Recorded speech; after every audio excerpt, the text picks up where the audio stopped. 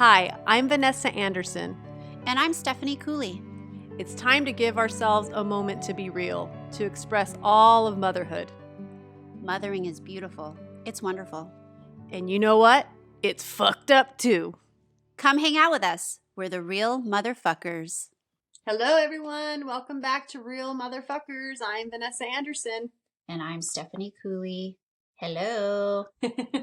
Our topic for today is boundaries. Steph picked this one. She's good at picking our topics. I'm bubble boy.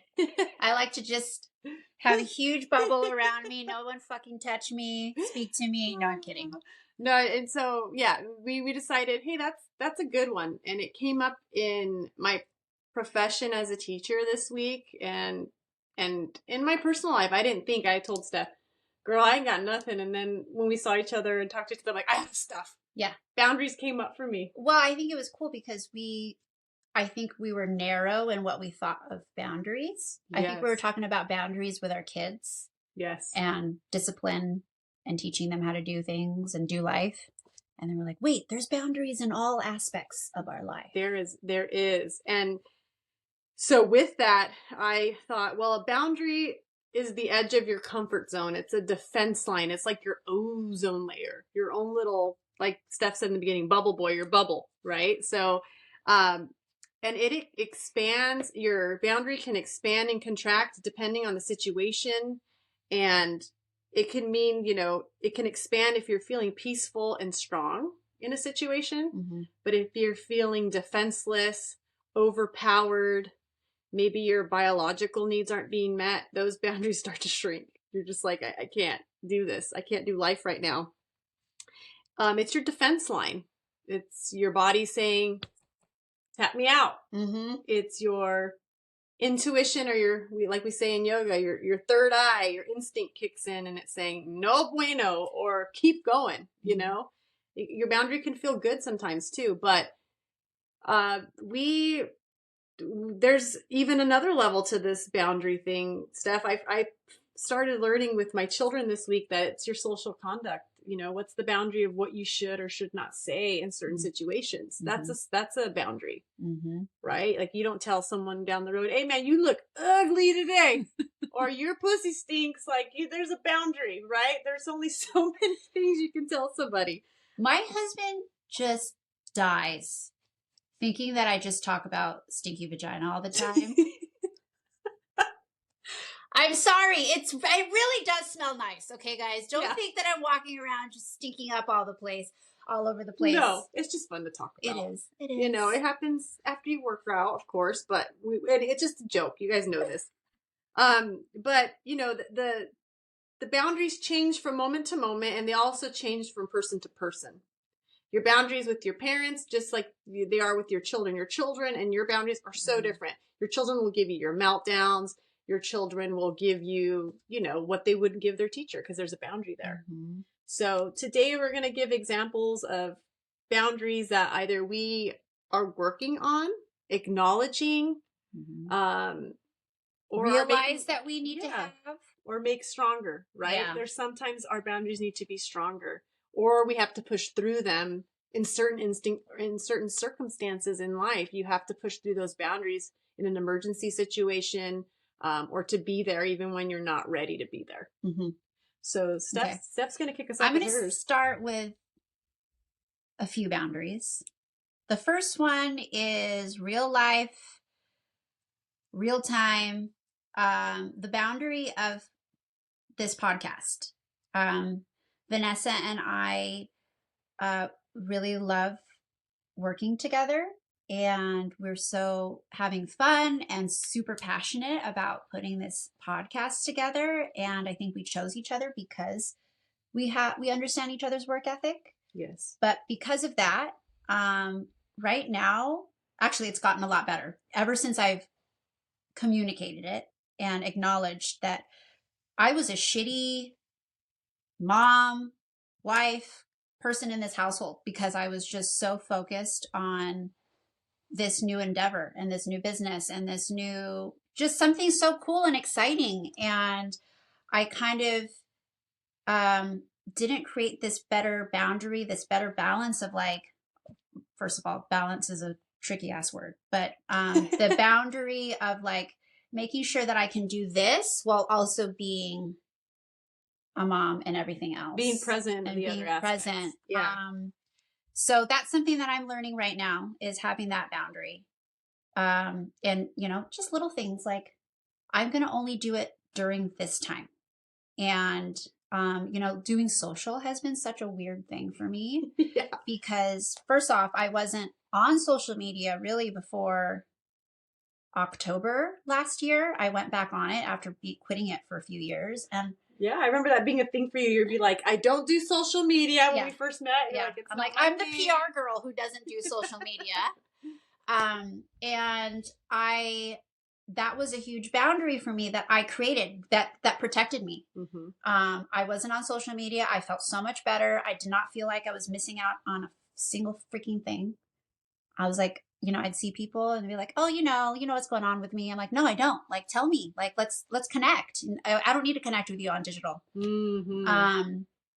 And you know, with this podcast, like I was doing a lot of the social, and I'd think of something, and then I'd go on my phone, and there was just no boundary. It was just like everything was bleeding into each other with this podcast and my life, and I don't need it to bleed. I need to have a better separation. At my old job, I was so good at compartmentalizing. This is my job. I can walk away from it. Bye-bye. And then be with my family. This right now, it's a very weird gray area. So I'm building that boundary right now.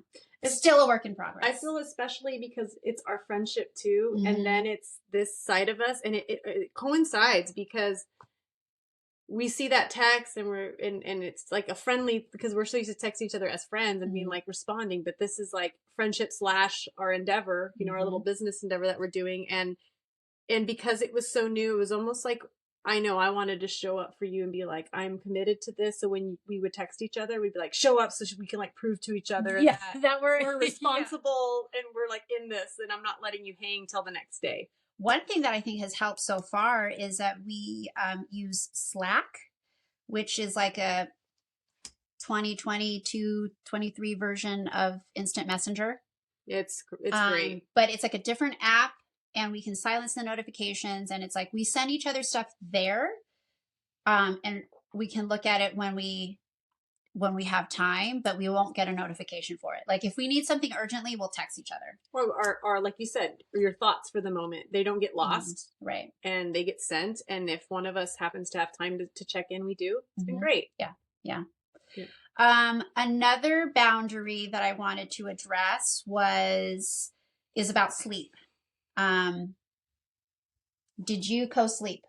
I did. I co-slept with my children. I didn't think I was going to. It wasn't my initial plan at all, because I'm like you. We love our sleep. That's and it just happened naturally that I got this little bed between, like a little cushion thing that where you don't roll on your child to, you know, for the first days. It was just going to be the first days, and then it turned into a week, and then it turned into months, and then I was like, it was just easier. Then I did try to transfer to the crib, and it just wasn't happening. With my firstborn, she was like attached to me, like siphoned me, like my boobies, everything. So anyway, then just getting up was a lot more work for me than having them in the bed. So I thought, well, if other animals keep their babies next to them, I was like, makes sense. That was my justification. I'm a mammal, and the mammals stay together. So I'm like, but did you sleep okay? And did they sleep okay? With my first, she was just not a good sleeper. With my second, amazing sleep. Just breastfed to sleep, and then after the diaper change, breastfed again, and I would do it sideways laying down, so I'd fall asleep as I breastfed. And then then I knew they were okay, and transitioned them both out at the same time, and that was a little difficult, but it was done. But I was able to sleep more, and especially, you know, I think it's the way that your house is laid out. Like if your rooms are closer together, it might be easier to have them in the other room because you have peace of mind that you can hear them, versus that being apart for some households. Some households don't have multiple rooms. Yeah. They have to sleep in the same room. They sleep in the same room. So I just think there's a lot of factors to it, but I did. And I did not. And she did not. And that my boundary was okay. Now that boundary's up. Oh yeah.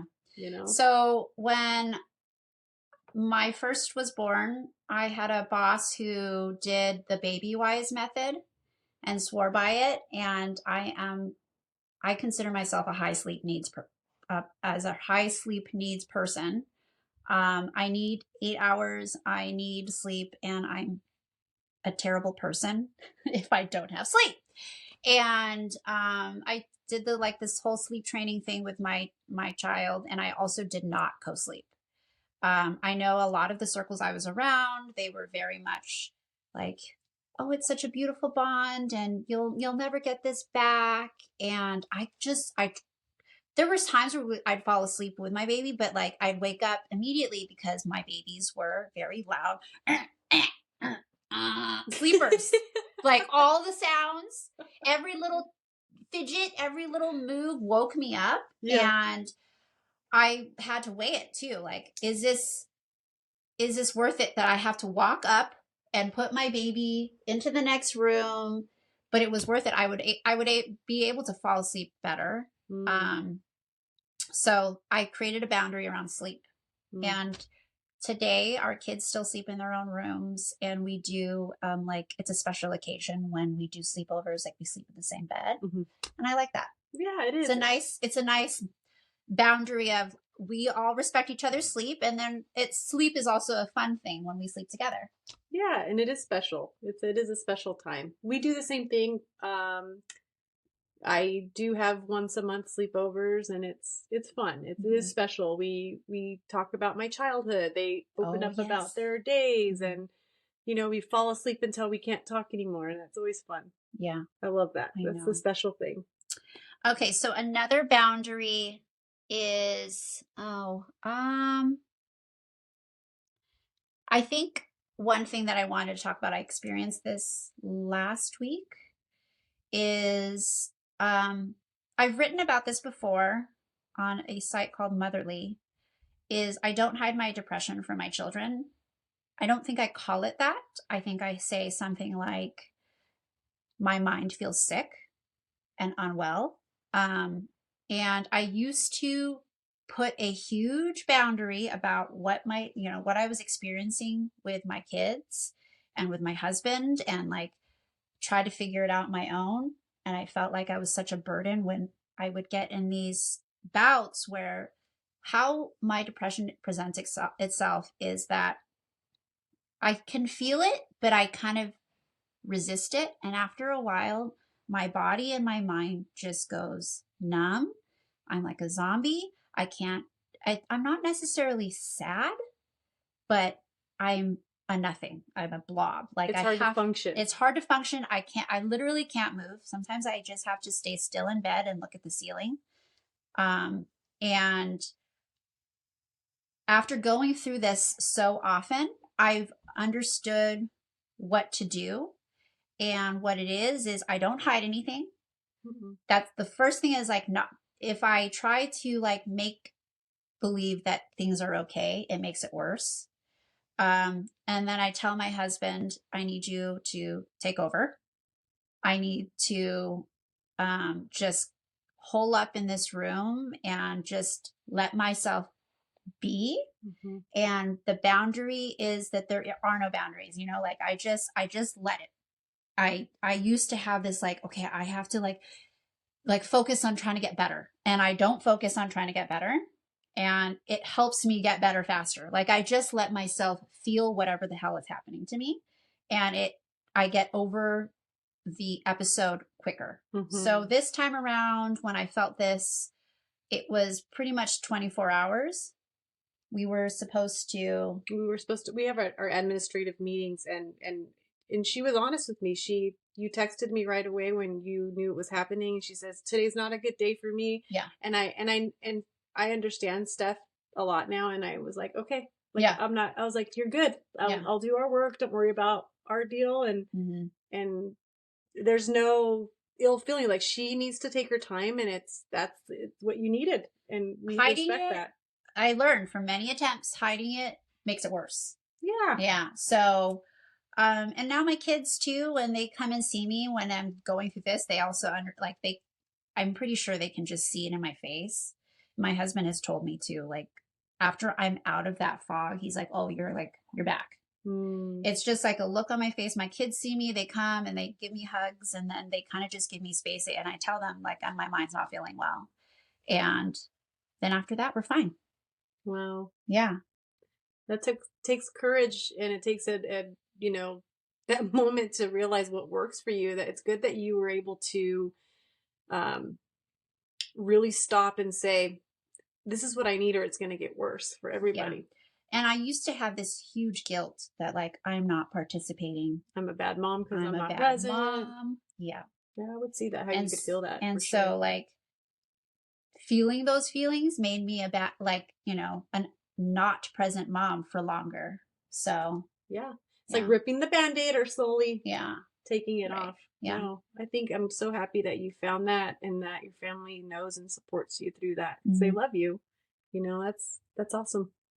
Because I know that's a hard thing for Yeah. some people to figure out. Yeah, it's been a few years of dealing with this, but Wow. I have this coach and therapist who, when I talked to her last, was like, we all have these days. Some of them could be worse for other people, but if we allow ourselves to feel the way our body needs to feel, we'll get better faster. And there's a reason for it. Yeah.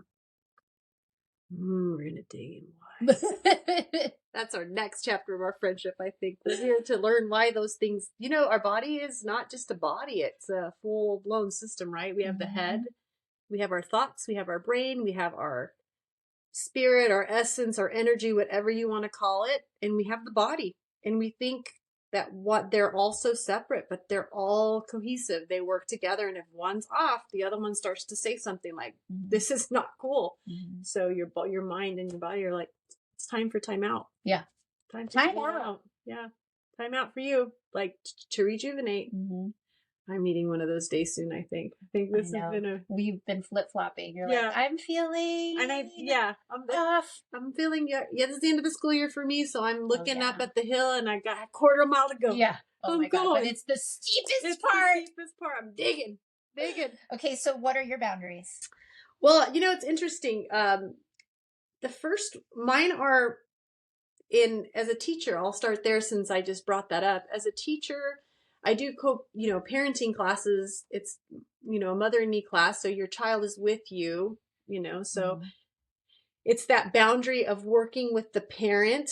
And if I see something with the student that could hurt another child and the parents don't see that, it's me stepping in before the parent does. Okay. And having that boundary of, I'm not stepping on your toes as a parent to do, to give your own boundaries that you want to teach your child, but I have my own boundaries in my own classroom that overlap that.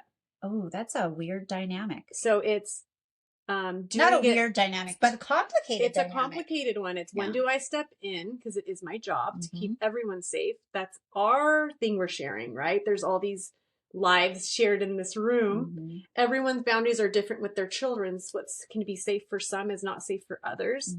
What could be threatening for one family could not be for another. Everyone has their own rules. So I had to create my own rules in the classroom that we all share and we know now. And also having a connection with the parent. So a boundary for me is when we trust and feel safe, we put our boundaries down. That's right. Okay, yeah, so that's a good way to look for at it. me to trust the parent and for them to trust me, then I knew that's when I could bring in the boundaries of the classroom. I had to establish that with the parent and also the child. The child needs to trust me and appreciate me, and as I do them and see them. When you have that rapport with each other, then we're a tribe.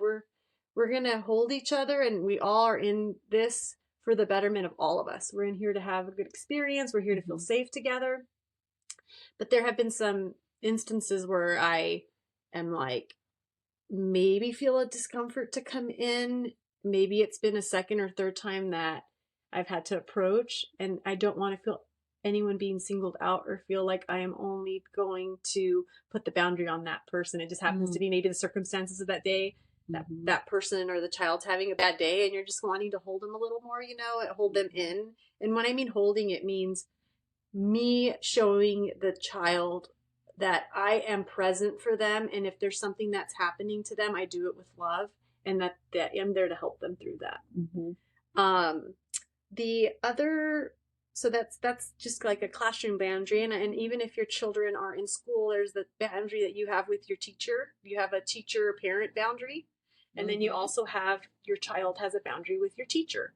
And it goes back and forth, right? There's certain things that maybe in your family you're like, I don't want to tell the teacher that, or it's not appropriate to tell the teacher that, and vice versa, you know?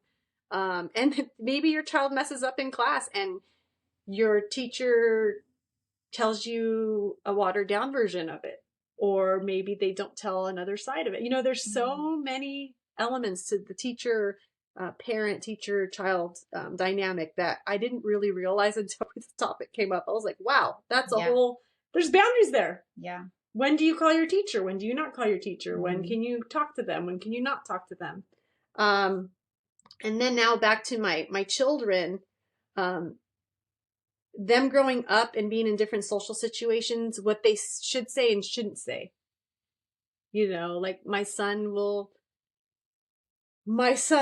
the other day, we were sitting there and with another friend, and he's like, he looked at her and then he looked at me and he goes to my friend, you're younger than my mom, but you look older.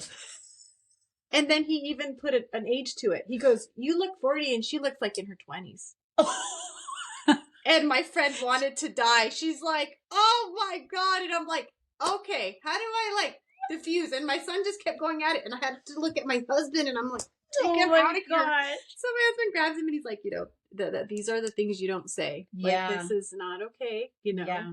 And then, you know, he just, whatever's on his mind, he'll say, you know, like, and so we're like, well, you know, there's those things hurt people's feelings, you know, sometimes that's not okay to say. And we gave him some examples. We're like, so when you do have those thoughts, you know, just think about what they can do to somebody before you say them, you know. And so there's the boundary right there of who you say it to and who you don't say it to, right? Like if he tells me you gotta zit, like that's all right. I gotta zit.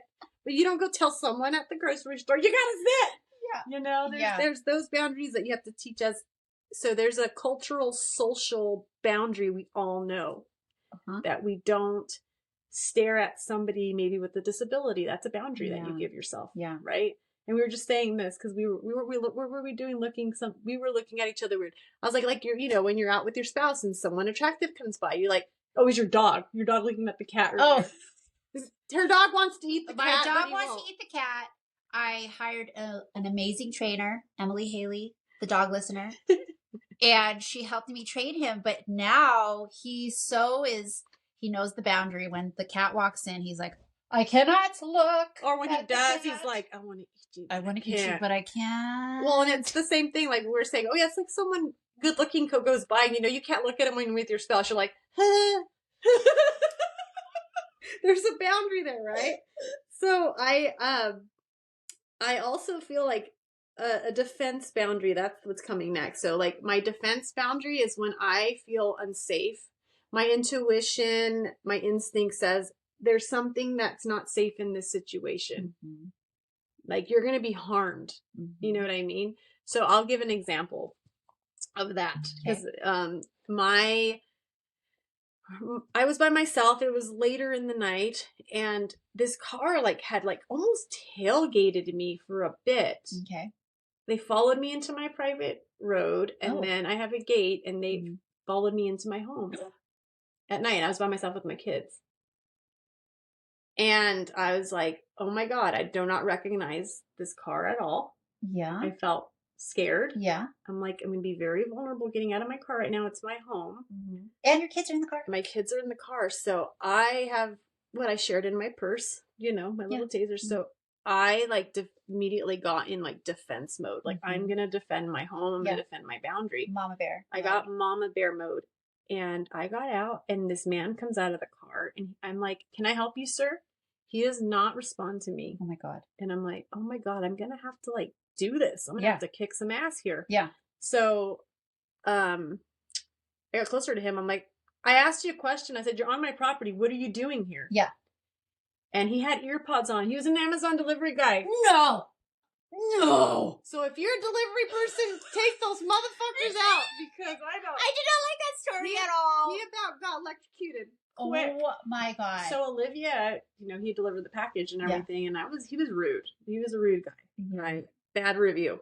Anyway, my daughter goes, Mom, your face changed. It got scary. Like she said, she had seen my face in the mirror. Yeah. And she goes, and I was like, that's the look, I'm gonna kill your ass. Beat your ass is what that was. And I don't really, you don't realize these things, but I was like, there's gonna be some DNA under these fingernails kind of deal. I was so freaked out, but yeah, I mean, I got you reeled into these feelings. So that what I'm saying is you have physical boundaries, right? Like you don't want someone in your property you don't invite. You don't want someone touching you when you don't want it. Yeah. There's a lot of those. That's an interesting thing that I just thought of is that I try to teach our kids that it's okay if like family comes over and they're like, oh, will you give me a hug? And my kid's not feeling it. They don't need to hug. There's no obligation. There's no obligation to hug. Like they have rights to boundaries, and it's who cares what aunt and uncle's feelings feel like, like if they don't want to hug, they don't have to. If they don't want to kiss, they don't have to. Like we got it. I'm trying to teach my kids that they have a right to their boundaries. Absolutely. Yeah. And we all have, like I said, a comfort level on different levels of things, physical ones, mental ones, emotional ones. Yeah. All of them are different for us for different reasons. And going back to the family, I actually wrote this down. What certain family members want to expose your kids to is also another boundary. Like, oh, listen to this song, or let's watch this program. And I'd be like, we don't do that. Like, there's a boundary there of what people try to influence your children. It's a whole new dynamic because it's such a small thing on someone's phone. It's hard to catch. Yeah. Before in our olden days of a billion years ago, we just had, it was just on the TV, so everybody could see it. Yeah. It was a public place for it. If you had a TV in your room, you was balling. You know what the little VHS thing? Oh my God, yeah. Yeah, you had to find trouble back in our day. Like, you had to find that VHS. You were the one that went behind that dirty curtain. Like, you had to find the nasty stuff. Like, there was an effort. Watching porn in 3rd grade at my neighbor's house, but it was like the scrambling one. It was just like really fuzzy. You're like, oh, there's a boob. There's a boob. Yeah, like American Pie. There's a tit. I saw a tit. No, I, and it's crazy how it's so accessible now, and some people don't have the parental boundaries on, but we don't do that. We actually stopped. We had new neighbors that moved in, and we were so excited that they had moved in. They're the same age as our kids, but I hung out for a little bit, and the little boy right away started putting these things on their main TV through his device on YouTube that were so inappropriate for our household. I was like, I would never trust them to come here without me, and I didn't want them to hang out with them anymore. It made me sad. It's hard sometimes that was to make my boundaries that make other people uncomfortable. Yeah, but see, their boundaries different, and I'm like, that's not. I don't right for you. Your family. I don't feel like my kids are ready to digest that. It's a digestion of everything when they see that. They literally have to digest. If they don't even understand that socially, I just don't want to go there. But I feel like there's also a you exchange boundaries, and they can also change situational, like I was saying earlier. So an example would be, you are so tired, and if someone would ask you to go out that night, you're like, my boundary is no, because I'm tired. I'm not going to go out because it's not right. But if a family member calls or a friend calls and it's an emergency, you're going to expand those boundaries that you personally have, and you're going to, bite the grit because you love them. You're going to expand those boundaries for them. So it's a fluid thing. I don't feel like boundaries some of them might be concrete for your family. Like, this is an absolutely no. Like I was saying, you don't fuck someone else's husband. You only have sex with your own. Like, there's some fuck no's, there's like the commandments that you have internally that you're like, I will not, take someone's life. There's like stuff a boundary that we all kind of agree on. But then there's some where you're like, this is a gray area. And of course you're going to be there for those people or that situation. So yeah, I mean, pretty much the boundaries that I explored. And there can be more, There's but a lot. there's a lot. I actually crossed off a few things on my list You that I wasn't did. going to talk about. Would you like to do just the tip? I would love to give you just the tip. Tip. So I wrote about this a bit this week, and remember the days of yore when we would be like, YOLO! You only live once. Or you'd say, oh my gosh, I have such FOMO, fear of missing out. Yes. Okay. Fuck that. You don't need to do that all the time. I do it sometimes, but I've been doing something more. My tip is think of JOMO, joy of missing out. This is such an amazing thing to think about. Like, just thinking about saying no or choosing yourself, saying no to like going to the party when you're exhausted, and saying yes to like you feeling better. Yeah. Saying no to like, sorry guys, you can invite me to the birthday parties. I will go if I feel like it. I'm sorry. I love you guys. I love my friends, and it has nothing to do with you. Sorry. But like, if I'm feeling it, I'll go and I'll have a great time. But I'll say no if I'm not feeling it, and I have the joy of feeling like great that I'm at home and rested and not socially maxed out. You know? Yeah. I think JOMO is such a cool way to think about life and walking around like, I am missing out on feeling like shit. Yeah. But I am totally gaining the joy of my life right now and being present. Totally. And I think after, COVID, I feel like a lot of us, I'm raising my hand, I said yes to everything because I felt like I had missed out on everything. And you're like, I'm not going to say no just in case we all lock down again. Yes, I'm exactly. do what I'm going to do. So it was like making up for those years. And I feel like this year, I felt the burnout on saying yes to everything. Mm-hmm. So those boundaries came back up. Yep. For that. So I think that's great advice. It's a good ebb and flow. Right now, my flow, I'm a little bit yes and a little bit no on things. So yeah. Come here. Oh, I love how my cat makes an appearance. She says this is pussy time. Well, I think that's a good way to end. But we do want to tell you guys that we have 2 amazing interviews. We got to have our first guest coming up on our podcast, and it is worth the listen for so many reasons. They're inspirational stories, and we can all learn so much from them. It's truly a gift that we were able to interview these 2 amazing women. When I tell people about what our podcast is about, and like the one line tagline, I say it's about the many sides of motherhood.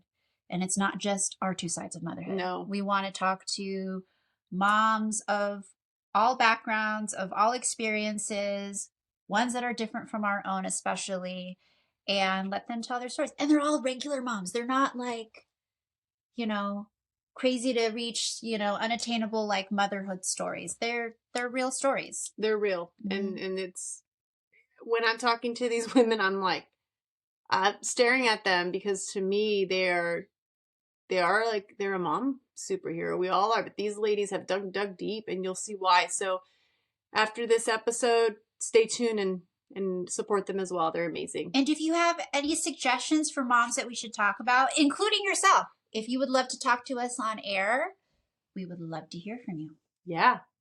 So we are also, you'll be seeing these. If you like these little pussycats, you might have a chance to receive one of these. We're going to give an opportunity to get some pussy cups. So, till next. Goodbye.